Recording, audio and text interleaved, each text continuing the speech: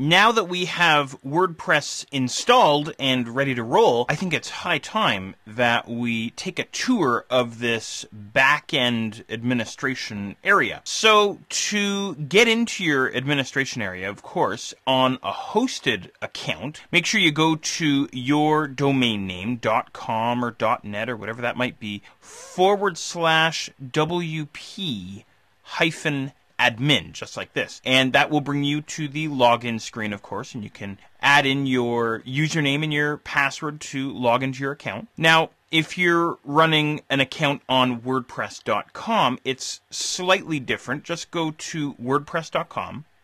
And then you may have to log in. And then once logged in, just head up to My Account and then click on Global Dashboard from the drop-down menu that appears. And that will bring you into the dashboard or the administration backend for your account on WordPress.com. As you can see, the URL is very similar here on WordPress.com. Okay, great. So hopefully all good. Now, what I'm going to do from this point forward is I'm going to work with my self-hosted or self-installed version of WordPress. So if you're running a free WordPress.com account, that's awesome. A lot of what we talk about will definitely apply. But what I want to do is I want to start focusing in and zeroing in on working with a self-hosted account. So as a matter of fact, this additional tab here that I have open in my browser, I'm just going to go ahead and close him.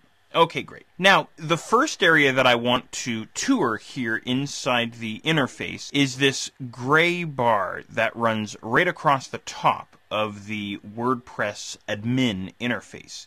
And as you can see over in the left-hand side, we have the name of our blog and then also visit site. Clicking on either of those would open up the, I guess what I could call the front end of your blog, if that makes sense. Whatever the visitor would see on their side, right? The actual blog itself. So you can click on either of those to get a preview of the work that you're doing here in the WordPress backend.